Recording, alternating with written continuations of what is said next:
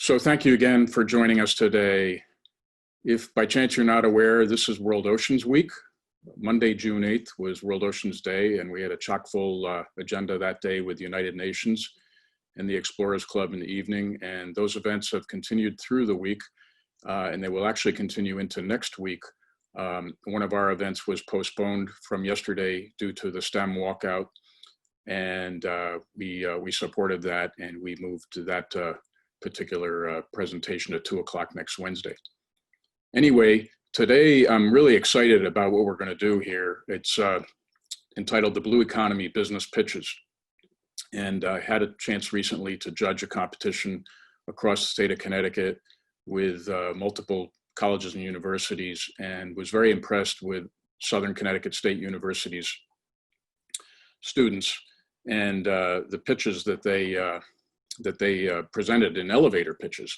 And today they're going to have an opportunity to talk in a little more detail, and we'll go into that in a second. I did want to say a word about Future Frogmen. We are a 501c3 nonprofit organization. My name is Richard Hyman. I'm the founder and president.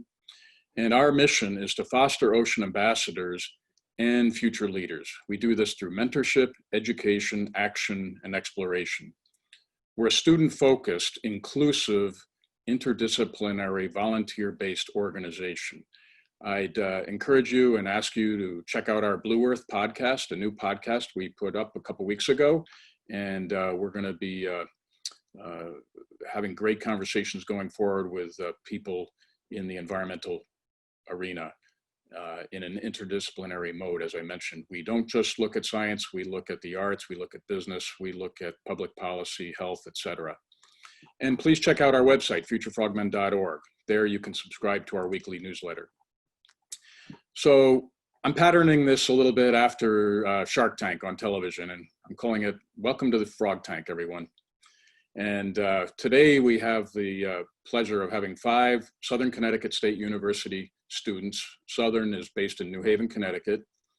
And these are not only science students, but they're also budding blue economy entrepreneurs. We have Larissa, Daniel, Heather, Derek, and Louis. And we're going to go through their presentations in that order, alphabetical order by their last name.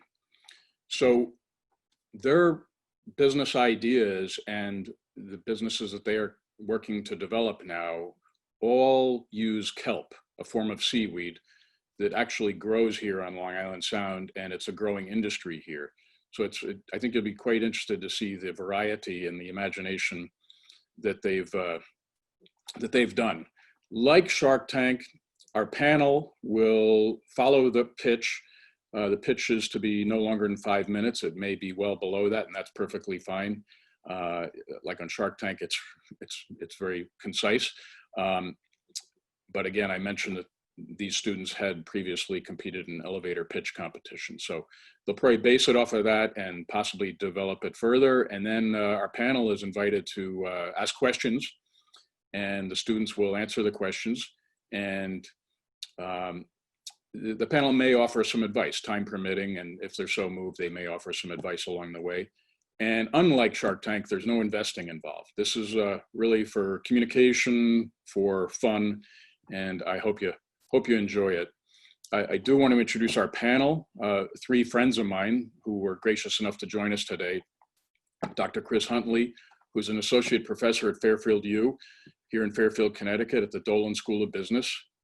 Chris teaches in the Graduate Business Analytics program, and he's also the director of the Fairfield Startup Program. So Chris has got a lot of experience working with young people on innovative new ideas.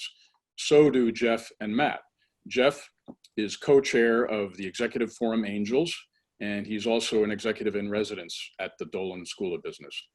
Matt Miller is a technology executive with experience as an investor, a director, and an operating executive, including being the CEO of 2 venture finance tech companies. He's also a mentor in Fairfield U's entrepreneurship program. So I think you students are in good hands today. And with that, I'd like to start it, and let's go over to Larissa. Okay, great. Thank you all for listening. Recently, we took an environmental kelp innovation class with Dr. Heidkamp at Southern here in Connecticut.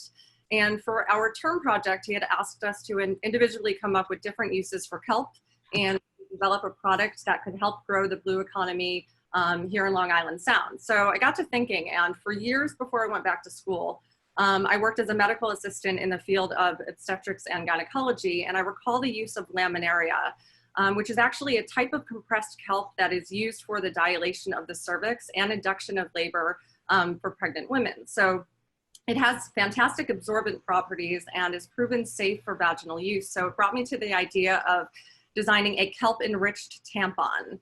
So upon my research, it was pretty cool. I found out that in the US alone, at least 1/3 of women rely on tampon use during their menstrual cycles. And most of the common brands found on the market today contain many harmful chemicals and synthetic fibers that can take way longer than a lifetime to decompose.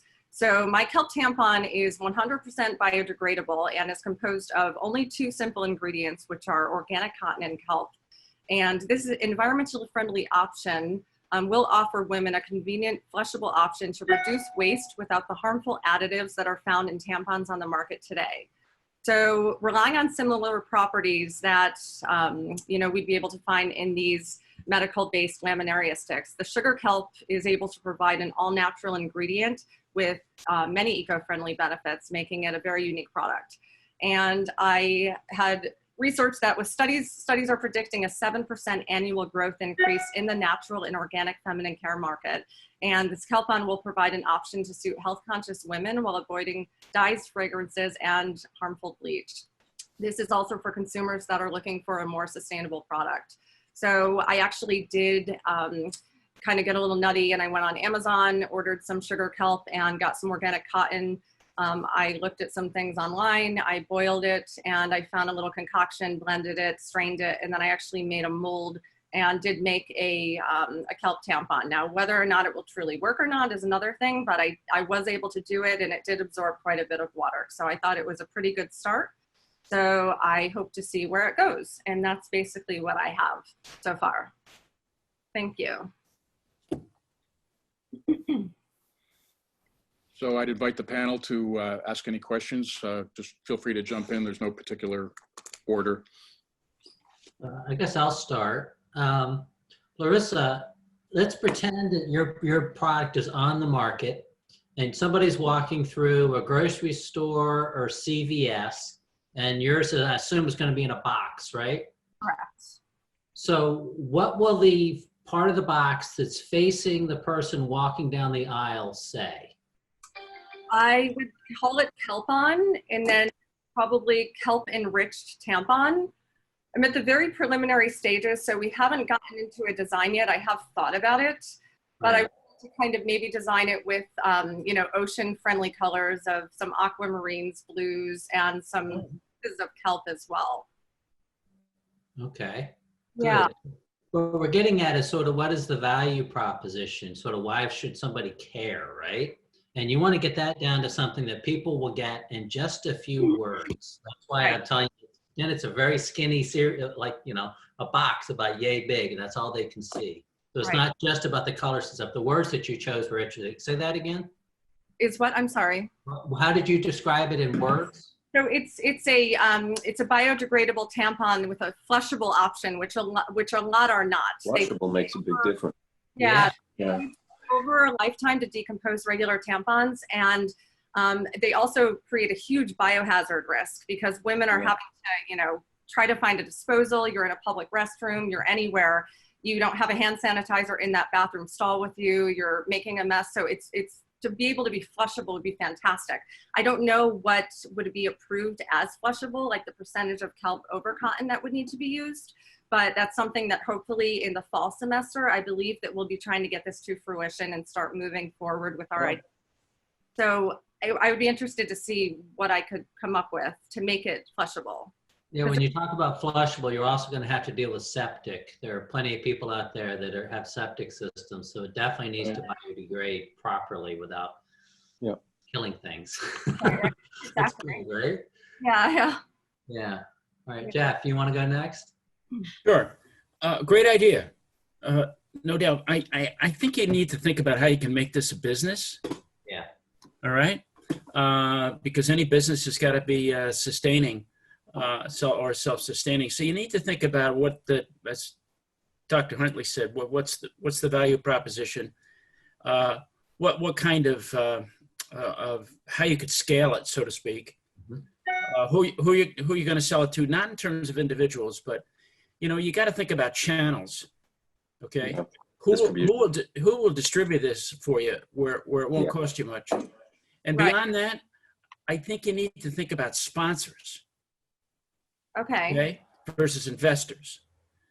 Sponsor could be an investor too. You never know. But who would sponsor this? Who would think it's such a good idea that they're going to say, "Hey, we'll give you a grant. Right. So here's $10,000, and you can go anywhere you want with it." Right.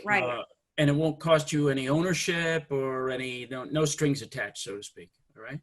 Right. So it's certainly an idea worthwhile pursuing. But at present, it's and you've done a lot of work. You made your own prototype, so to speak.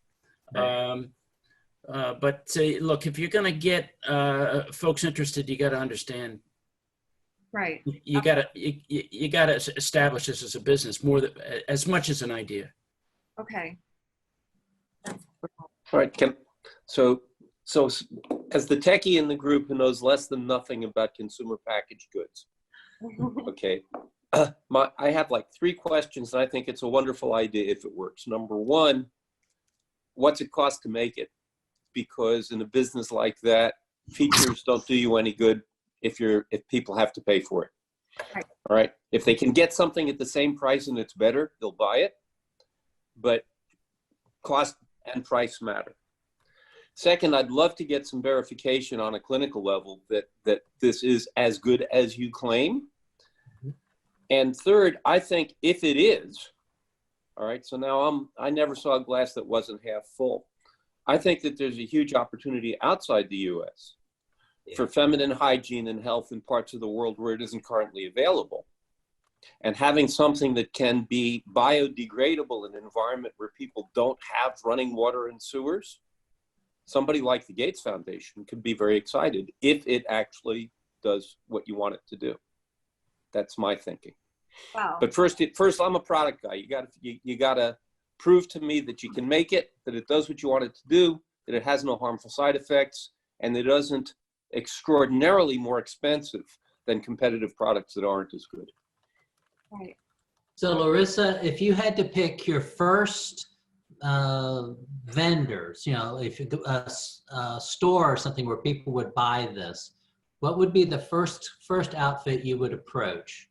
Where would you want this to sell first? Who's your retailer?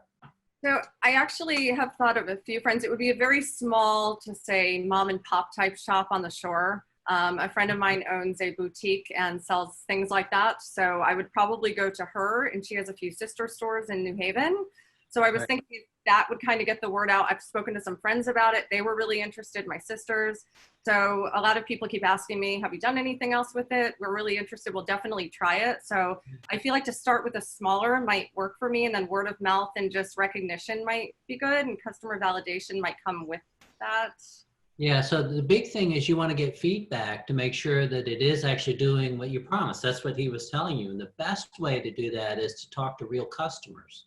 So you probably don't want to start with Whole Foods. Start with somebody small, like you're saying, where you could actually go to the shop, and when somebody pulls your thing off the shelf, try not to stock them too much, but do try to get some data from them. If you can get some real customer validation like that, then you can start going to others. Like they were saying, go to the Gates Foundation or something like that. We'll say, hey, look, here are 200 people that have tried it. Here's what they said, basically testimonial kind of thing. Maybe you can get some money to pay for the testing. That would be probably where somebody like the Gates Foundation would really come in. If you have to get it somehow approved by the FDA or something, I don't think you do, but if you did, you'd want to get somebody else to pay for that if you can. Right. Okay. It's going to take some data. Yeah, no, that's fantastic. Thank you. That's amazing. You guys have had so many amazing things and suggestions, and it's great to hear this. Yeah. So what does it cost again to make one of these? So again, in the very preliminary stages of this, we all hypothetically had to come up with numbers and research and go through. But what I have in my business proposal that I submitted for my term project to Dr. Heidkamp is that it would cost 10 cents per tampon to make. And I could sell for about 90 cents to $1 each. So the profit margin, if it works out, would be, I'm not a business person, but I do watch Shark Tank. So I think it might be okay if it works out. But I don't know what the overhead would be. Again, everything was a little hypothetical. So it was how much would a facility cost? You know, an auger, I'd need a drying rack, I'd need employees, I'd need an attorney, I'd need a lot of people to pay. So I can see how overhead kind of gets very expensive, and grants and funding can go quickly. Right. Yeah. Okay. You know, I'm just thinking here, you know, if you can find a health organization that can sponsor this and help you distribute it, what you want to do is create and patent whatever your design is, whatever the materials are, if that's possible. Then you can go to somebody who can make it and distribute it for you. And if your profit motive, if you have a profit motive, I hope you do, all you need to do then is collect checks from the mailbox from sales. And you can go on to the next great idea instead of running this thing, because there's already sources for like products and manufacturing and so forth. And if you've got, you know, I'll give you a quick one, which was intermittent windshield wipers. Somebody had that great idea, but they didn't decide to manufacture cars to get the device in, or automobiles to get the device into the market. Okay. So think about, I call it a horse to ride. While you're doing all the rest of this, you know, keep an eye out for somebody who may want to partner with you, so to speak. Right. So you're probably getting more advice than you really wanted here. But another thought, and I know nothing, again, back to knowing nothing about the economics, but back to the underserved, world health, all those things. I'll bet the cost to ship this stuff, if you produce it in the US, is probably comparable to the cost to produce it. And if you've got something that can be produced locally with locally sourced materials that's safe, effective, cheap, and biodegradable in parts of the world where there's nothing else, that could really be something. Wow. Okay, so Larissa, great job. Panelists, thank you so much. We've got a lot of great ideas there. Next up in the tank is Daniel Andrean. And Daniel's a sophomore at Southern. He's majoring in environmental systems and sustainability, and with a concentration in coastal marine systems. Daniel has a unique attachment to the ocean and a blue way to make some green. So turn it over to you, Daniel. Thanks, Richard. So like Larissa said, I was also part of that class with Dr. Heidkamp that involved coming up with blue innovations to capitalize or make a market of the Connecticut kelp industry. So my idea was Deep Blue Chew, which is a vegan kelp chewing gum made from sugar kelp that is farmed off the coast of Connecticut and Long Island Sound. Chewing gum is traditionally made from chicle, which it comes from the rubber tree in Central America, or from polyisobutylene, which is a synthetic. Those are both not sustainable options, especially as they're resources coming in from outside the country. So using carrageenan, which is a natural coagulant found in sugar kelp, we can manufacture a chewing gum using only local resources. This would also make it biodegradable since there's no synthetics involved, or rubber from the rubber tree. That's not always 100% biodegradable. This product would support the United Nations Sustainable Development Goals to conduct responsible consumption and production, as well as create industry innovation. Using local grown sugar kelp will provide market development opportunities for the emerging Connecticut kelp industry. And the target market of this product would be the over 164 million people who chewed gum in the United States alone last year, which is a pretty big target market. It would also focus on the LOHAS market, which is lifestyle of health, fitness, and sustainability. They make up 21% of the adult consumer market in the United States. So that would also be a target market of this product. And consumers are emerging and becoming more interested in sustainable purchase options such as this kelp gum idea. And I think this would be a huge draw from consumers like that to purchase. So I believe it is a huge innovation for the blue economy that is coming out of this Connecticut kelp industry.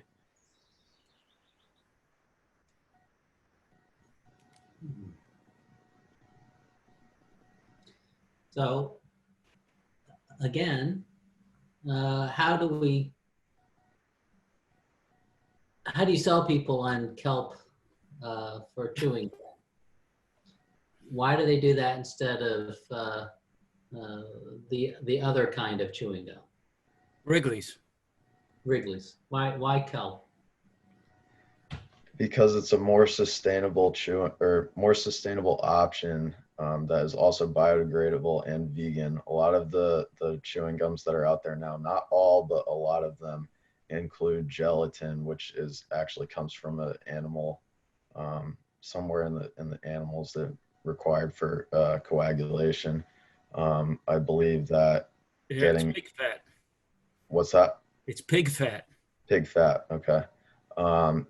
Removing that from the equation opens up a lot bigger market to those who want to chew gum. I essentially would like to start it in, local health food stores, where it's kind of like the hipster vibe, because it is an odd product and something that you don't normally hear of, but it's something that is more earth friendly and focused on the environment that people who look for products such as that will focus on and want to purchase. That seems like a more viable market to me. Start with that. If it turns out that it actually tastes good and has other benefits, yeah. But start with people who care about that. Our friend Bob Dorff, who's talked to us a lot about this stuff, says you want to find 20 people who are dying for your product. You can do that, you'll find the rest of the market, right? So find the 20 people who are so vegan that, they won't even chew chewing gum as it is now. That's your market. Start with that and find out what it is that makes them care about it so much and cater to that. Yeah, I didn't intend to start as a competition in like grocery stores or anything like that. Right. Just start by getting awareness out. Cool fancy packaging obviously helps, but getting it in those stores that already have other ideas that are kind of out there or different, and that just builds awareness. And I think that's the best way to start making it a name for what I want to make. I'm not sure I would even start in a store. I might start in farmers markets, for example. Yeah, that's a great idea. Also, I was thinking like, Guilford Health Foods. There's only like 2 stores, yep. Small things like that. Nothing like Whole Foods or big chain markets. Just yeah. small health food stores. Maybe like farmers markets, like you suggested, like at the Durham Fair, things like that. The Big E. I don't know. Big E. Yeah. Here's a model for you. Have you heard of Burt's Bees? Have you heard of yes. Times of Maine? Yeah. Have you heard of this and that and all these PCB, infused products? Mm-hmm. You can look at them as a model because they all started at farm stands. Yeah. Okay. And another thing here, if you were coming to me asking me for money, I want to know from you. I'd say gum. Oh, okay, sounds like a good idea. But I want to know the 5. You tell me the 5 main reasons people chew gum. Why do people chew gum? Okay. Now, if that solves if they chew gum, it must solve some sort of problem for them. Yeah. Okay. And maybe it's halitosis, maybe it's this, maybe it's that. I don't know. But you're going to have to explain why people chew gum so that when you show up with this product, you can say to this retailer, do you realize how many of your customers chew gum? No, I don't. Well, can you tell me, do you know why they're chewing gum? Well, and that's how you launch this discussion, because then it becomes interesting. Oh, all right, tell me more. But you're going to have to do, this is Bob Dorff again, you're going to have to do your research. You're going to have to come up with the top 5 reasons or the top 5 problems that your gum's going to solve. And it could be taste, I don't know what. But you're going to have to do it more better. All right, because sustainability, that's nice, but look, if that doesn't solve the problem or the reason or address the reason why people chew gum, they're not going to buy your stuff. Yep. No, I totally understand that. There are other things that it does that I did not mention, but I see what you're saying. Like, figure out the reasons why it's a target market, or why. Yeah, I mean, do I have a latent want to chew gum? I don't know. But if you could find that and market it, I could become a gum chewer. Yeah. Yeah, just, make it all natural. Grind up coca leaves and cannabis while you're at it. Add it to the kelp. Exactly. Yeah. All natural. Exactly. I think it's a great idea. For me, the most important thing is it's got to taste good. Yeah. Because I think that's one of the reasons people chew gum, is to have something to do and to have something that tastes good. But the hell do I know? Yeah. But I think at its core, your motivation of displacing useless and maybe even dangerous chemicals with naturally derived stuff is a very good idea. And Yeah. Have you got a pack of Wrigley's there, Daniel? Not with me. Have you looked at a pack of gum to see what the ingredients are? Yeah, they're not very good. Yeah, polyvinyl fornicate. Yeah, find something that's toxic. Here you go. And then you can you say sell it you've to got movie theaters as non-stick gum. It'll fall off the seats when people stick it underneath. Yeah. Or only from the finest pigs. I don't know. Yeah. But that's what it is. The animal fat is mostly pig fat. Yeah.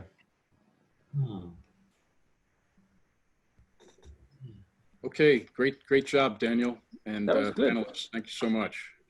One more quick thing. We actually have some experts in food. So if you go a little bit further along like this and you want to loop back, you're welcome to do that. I could. Okay. Thank you. More developed. You need a food expert. Yeah. Thank you. Let's introduce Heather Cushing. Heather's a senior, and she's a geography major with a concentration in geographical information systems, which we probably more commonly know as GIS. Yep. Heather has a fun idea regarding how here in Connecticut we can celebrate kelp. I was also part of Dr. Heidkamp's class with Larissa and Daniel, and my idea is a little different. It's not so much a product, but a festival, which would be Connecticut Kelp Fest, first of its kind. It would be a 2-part event to kind of shed light on the kelp industry and foster a network within and between the various businesses pertaining to kelp, such as kelp farmers, buyers, restaurants, vendors, innovators, and also it would be a way to educate the public about kelp benefits, both environmentally and nutritionally. So the first part would be a 1-day festival, which would be held probably after the kelp would be harvested. Kelp is harvested in May, so hopefully the end of May, beginning of June. And it would be held outdoors, ideally. And it would consist of typical festival events, music, scheduled educational and informational presentations by local kelp farmers and researchers, as well as kid-friendly activities to draw families. And we'd also try to incorporate some maybe kelp tastings and kelp dishes from various local restaurants, and maybe even have a kelp dish cook-off. And then there would be raffles 2 restaurants promoting the next part of the event, which would be sort of a restaurant week. And then, so with that, customers would be able to purchase tickets to sample 3-course meals at participating restaurants throughout Connecticut, with kelp being the featured ingredient in all the courses. Tickets would be reasonably priced between $20 and $25 for a 3-course meal.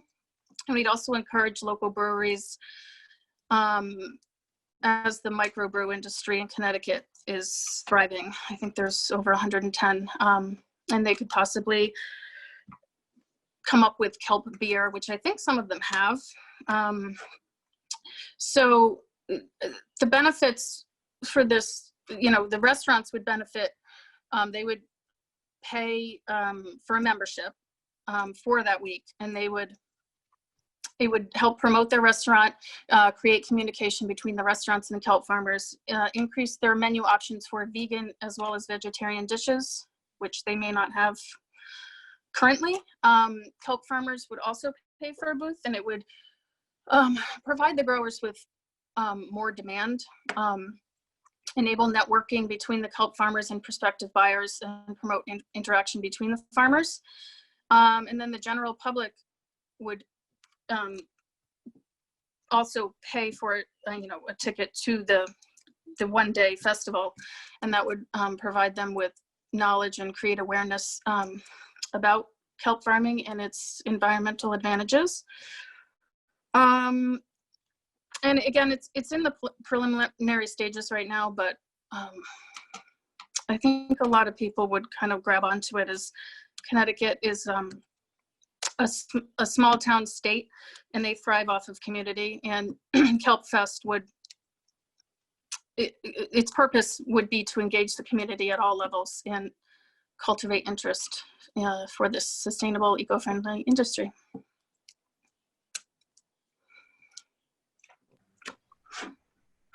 So have you read about garlic festivals? Yeah.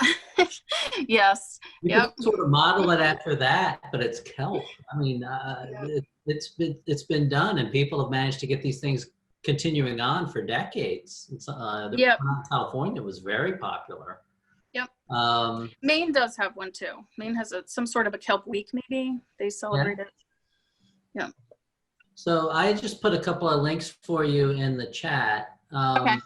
I helped somebody start an eco group called Live Green Connecticut a decade ago. Mm-hmm. And they basically run Earth Day celebrations across the state. The contact there is someone named Daphne Dixon. Okay. We can give you an idea of what things cost. Yep. How you get the word out, how you get, speakers and music and entertainment, all that kind of stuff. Perfect. We can help you. Thank you. By the way, the garlic capital of the world is Gilroy, California. That's right. Did you know that? We Listen, do have a garlic festival here in Fairfield at Notre Dame High School. Yep. once you cook it, it's fine. Oh, it's awesome. Put it on the grill and cook it. I haven't tried cooking kelp. Can you do that? I guess. Yeah. Boil it. Yeah. Yeah. So how many registered kelp farmers are there in Connecticut? I think there's like 15 or around there. Wow. I think it's growing. It could be more than that. And is there an association of kelp growers? Yeah, yep. Yeah. Go ahead. It's definitely a growing industry. I know that, there's a lot of interest. So I think it's there. I just think it's such a young industry that not many people know about. I had no idea that there was a kelp industry before I started doing this, before this class, in Connecticut anyway. I mean, I was aware of, Hey, you could be the founder of the Kelp Growers Foundation for Connecticut and do as your initial fundraiser the Kelp Festival. You could make it your life's work. Sure. If it's a good question. Is there any association? Is there any organized industry marketing? Is there any lobbying? I mean, Yeah, listen, if there is, you want to speak to them, and you want to approach them as a compliment to what they're doing, Right. or they'll see you as a threat. Right. So find out what's out there, and there might be an alignment with with what they already have going that can help you start at second base versus home plate. Yeah, Green Wave is a big, they do a lot of, they're a nonprofit organization in Brantford, so. I'll have to, I think the interest is there. I just think it's so, unknown at this point, but I'd like to get it out there. So is there a cultural dimension to this? Matt in the chat was saying, as a beer drinker from Wisconsin, the idea of cold beer doesn't appeal to him. But I know that in Wisconsin, they've tried making ice cream out of everything. I had orange ice cream there from orange peels at one point, right? Is there, and I guess kelp is used in certain, wasabi and that kind of stuff, right? Is there? Yeah. Is there any kind of a cultural group that you could appeal to get started? Well, I think vegan and vegetarian dishes, I think that, that would help incorporate those dishes into restaurants' menus, that like a menu, it would just broaden their menu. And it would attract people that don't eat meat. I mean, I think that, it's super healthy and very beneficial health-wise. So I think that that might be the route to take. As far as how many varieties of kelp are there? I don't. I'm not sure. Well, we'd be focusing on sugar kelp for Connecticut. Oh, okay, okay.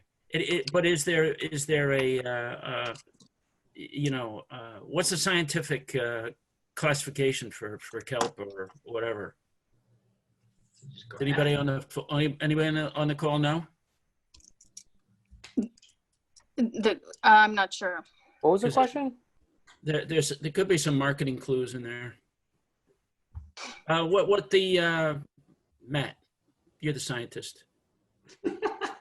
What's the what's the hey man, doctor? Listen, Dr. Miller. Let's add this to the list of things about which I know less than nothing, which means what I think I know is probably wrong. Yeah. I don't know. Anyway, that could be that could be flavors or something. Yeah. I suspect this cooking this stuff's gonna kind of be like rhubarb. If you ever cook rhubarb, it's the first weed that's up in the spring. It's delicious. I don't think it's that bad. I don't like that. I don't like rhubarb. Mix some strawberries in. It's delicious. Yeah, right. I guess maybe if you put garlic with it, it would be good. Next into the tank is Derek Faulkner. Derek's a senior, also studying environmental systems and sustainability studies with a concentration on coastal and marine. And Derek is brewing up a kelp-based creation. All right, thanks, Richard. All right, so what I'm designing is a value-added beverage, and it's utilizing kelp as an ingredient and a selling point. And so we were just talking about taste, and I'll get to that a little later as we go through. So for background, kombucha, what this is a fermented tea that's known for its health benefits, mainly antioxidant and probiotic. So this is kind of something that was previously more of a niche food. Now you can see this at chains like Stop and Shop. So for example, PepsiCo recently brought this company Kavita, which technically isn't actually a kombucha, but it's marketed right next to them, sold as sort of the same product. So in 2018, we saw the growth rate of kombucha was 40%. That's in the USA. So in 5 years, they're predicting sales revenue to hit like $2.5 billion. So it's a growing industry. My target audience, would be in New England, people surrounding Long Island Sound, because that's the kelp industry that I'm looking to promote. So like Dan said, the LOHAS is a big market. We're looking at health conscious consumers, looking at consumers seeking carbonated alternatives to alcohol. We're looking at consumers looking to support small businesses, and ones looking that are concerned about the environment. So what this is would be, we'd be marketing the environmental benefits of kelp aquaculture added to the health benefits of kelp plus the health benefits of kombucha. And so what I liked about this was the feasibility. You know, I'm not exploring new territory, but the kombucha market already exists. This is prevalent in New England. It's a growing industry. We don't have to deal with much processing. We can use fresh kelp right here from Long Island Sound. We don't have to deal with drying or anything. This is just blended, you know, blanched, blended, frozen, and then we can use it in the product. And even once we have a facility established, a brewing site, we can essentially bypass a processing facility. So if we were getting creative, we could also market this. Kombucha can be non-alcoholic or alcoholic. So you have two options here to branch off into. There's already actually 2 tap rooms for kombucha in Connecticut, if anyone didn't know. And so I'm expecting with this industry growing to see more. And so similar to the craft beer industry, that's kind of what I'm looking at. It's almost like a model. And like Heather said, we have over 100 microbreweries now in Connecticut alone. And so similar to that interest, I mean, to that industry, we can also use contract brewing as a method of lowering the upfront cost. So we can brew this at another tap room. We can even use similar tactics that the small craft beer industry did to get the brand started. So sampling would be a big part of brand awareness. And like I mentioned earlier, taste wouldn't be an issue. So if anyone has ever tasted kelp, it's actually really mild. Once you blanch it, it's almost bland, to be honest. And there's actually multiple kombucha companies that are using algae in their products already. So a lot of them are targeting, they're looking at blue-green algae, which it's big in a health community. They're using that for its health benefits. So that has, to be honest, that spirulina, the blue-green algae, those things kind of have a nasty taste, to be honest. If you were to take a spoonful of that, you'd gag. So kelp, on the other hand, you can market this as a healthy ingredient, but it's very, very mild. You don't need a lot of this in the bottle. You just put a little bit in there and it's part of the product. This is something you could put as a base recipe for multiple brand variants, or you could have one flavor, I guess, that's just kelp based and other flavors based on the brand. So I'm actually going to work on some at home right now. It's really easy to make. Like I mentioned earlier, we don't need a lot of processing. You just essentially ferment tea. You got 2 stages, and the kelp would be added at that second fermentation when you bottle it. And yeah, that's it. Questions? Wow. Well, I got an idea for you.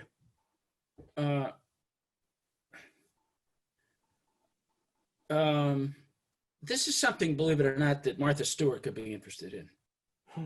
As the taste and style arbiter, and wanting to be bleeding edge with new things and so forth. That's her. She used to live here in Westport, and I knew people that worked with her.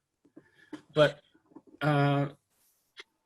for all the right reasons that you just, mentioned, there's a brand out there that may want to have that could be a sidecar for you. Okay. So, once again, before you get started, I was a big believer. Let's find out who else is doing this, similar to it, and see if we can leverage their knowledge, their expertise, capitalize on the mistakes they made, and so forth. So, Matt. Well, I was just thinking that in your group in New York, Jeff, between the people who know all about consumer packaged goods and the people who have no food, I mean, you've got it seems like every one of these presentations touches on people you already know.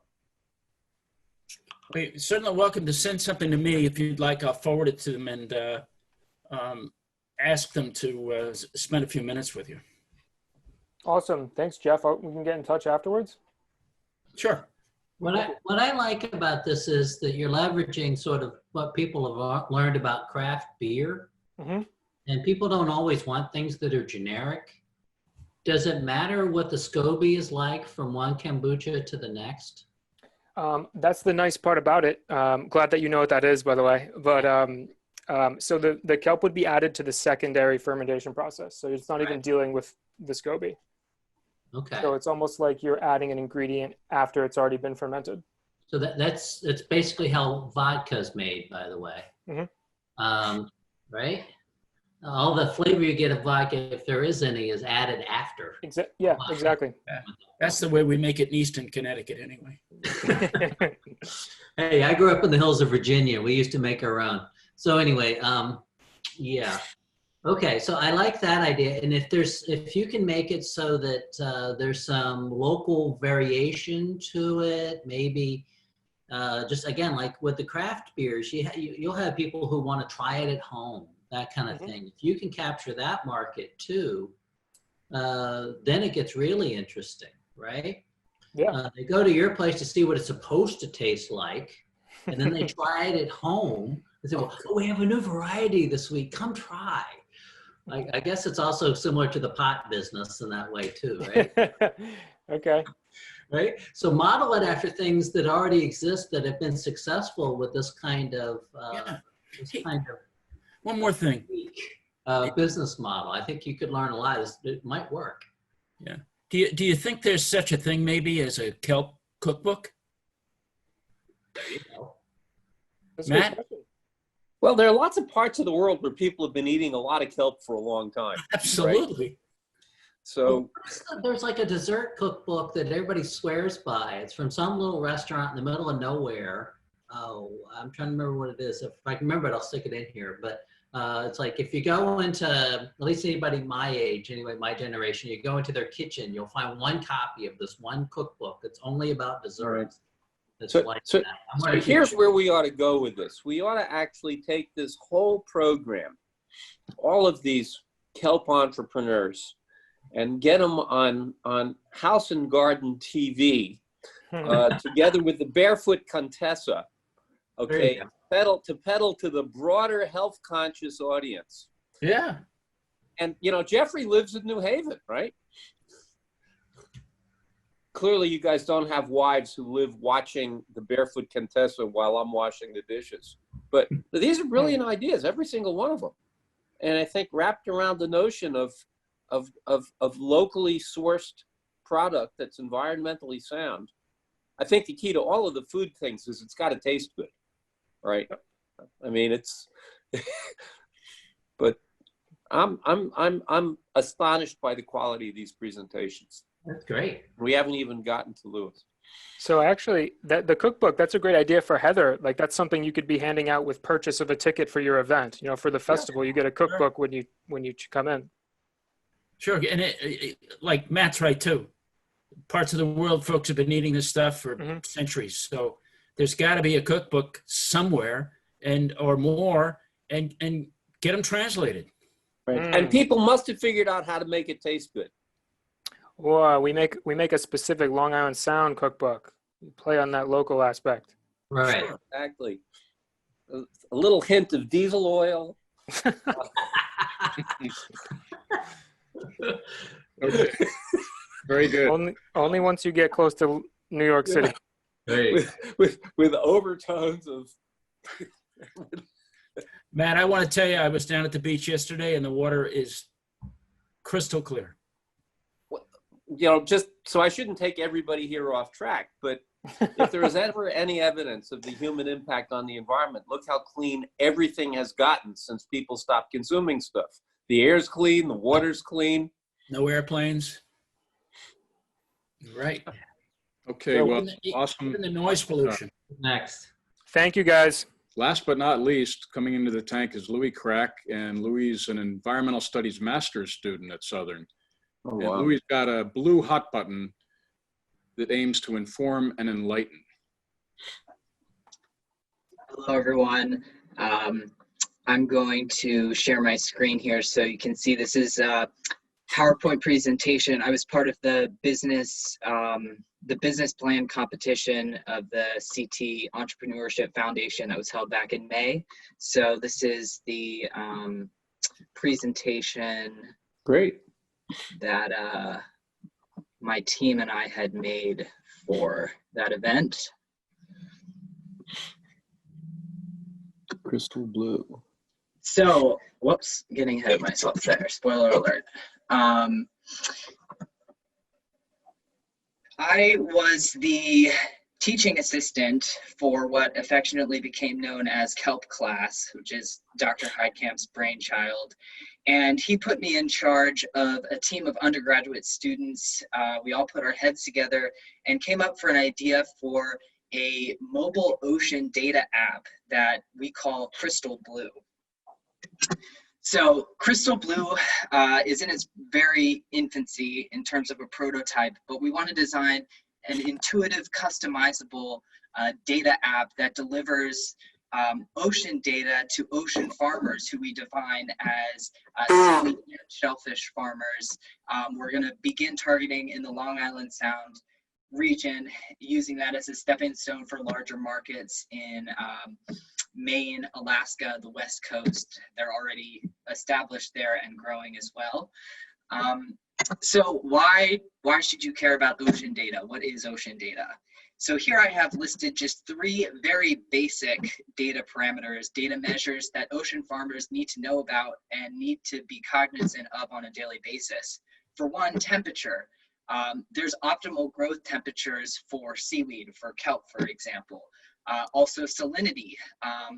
Your shellfish are going to not grow as much. Your seaweed is going to stop growing if salinity is disturbed. Also, if pH falls out of range, your crops may flat out die.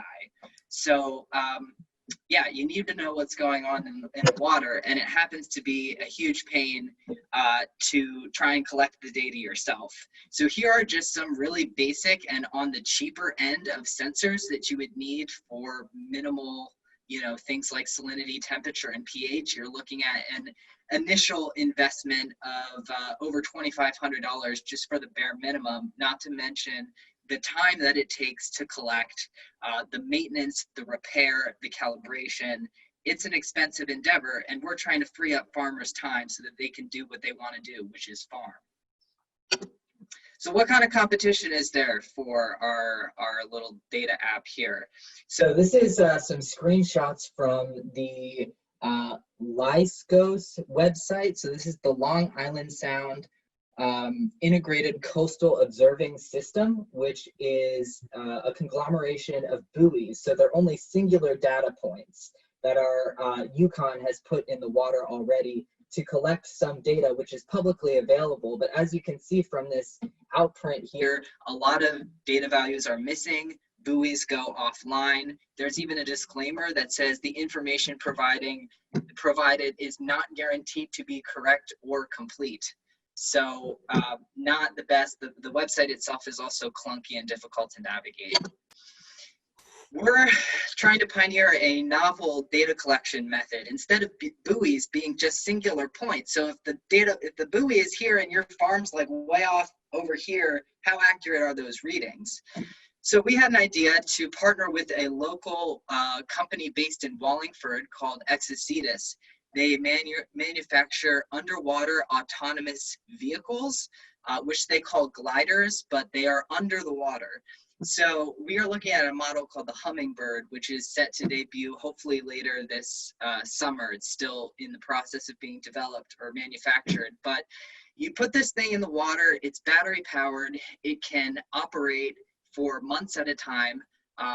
It just glides under the surface and continuously collects data. You can add, there's like 4 sensor ports, so you can put your own meters in there. It's continuously collecting data, and it is relatively, it would be undisturbed. It wouldn't get in the way of recreation or shipping or anything like that. And here are just some numbers we came up with. The largest cost in the startup revenue is purchasing a Hummingbird glider. They're about 70 grand is what we were quoted last time we talked to Exocetus. We're hoping to get more than one.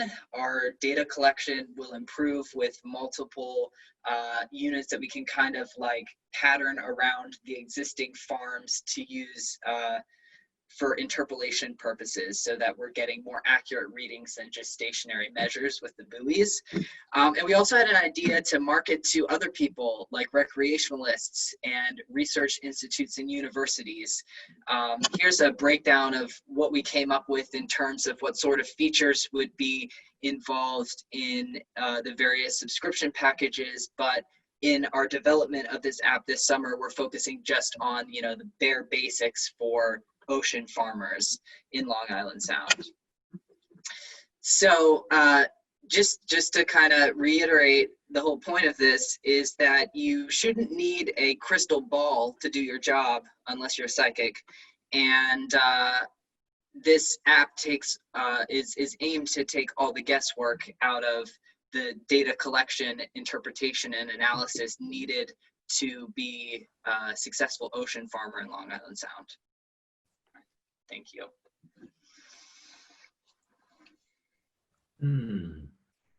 This one reminds me a lot of one that I saw 3 years ago. Jeff knows a lot about it too. It's called Land Maverick. It's doing basically what you're doing, but for golf courses. Mm-hmm. So they have an electronic probe and basically attached to a Roomba that goes around the golf course at night. And it does electronic probes that don't leave any divot. And they say, put water here, put you know, something to make the grass go better here or whatever. And the idea is to minimize the impact on the sound. The hardest part of it was you said it's basically going to cost you about $140 to get started. What if somebody gave you 10 now? How would you spend it? Definitely on app development and market research. One of our biggest obstacles right now, the app is already in process. So I have a computer science undergrad student working on the actual app development right now, and we'll continue to do so for the summer. But the biggest question we're trying to answer is, what data do farmers care about, and what data are they willing to pay for? So we really need to get to know our market better, and seeing as it's very small in Connecticut, you know, only about 14 or 15 permitted farmers, which with many more permits in the process, but you know, it's really really humble beginnings. Mm-hmm. So I have a couple of questions, and it relates to this. And it's what would they do with the data if they had it? If somebody tells you the water's too cold to grow kelp in, what do you do about it?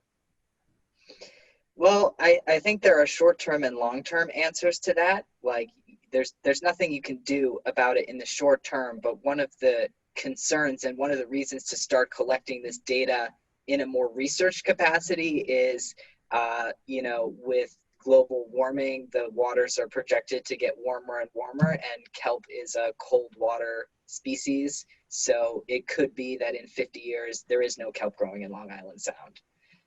As for the short term, you know, I think that, you know, with temperature in particular, they're looking at the time surrounding the growing season. So when are you going to seed your lines, for example? Mm-hmm. You would want to pay attention to the water temperatures to make sure you're not putting the seeds in there when it's too cold and they'll die.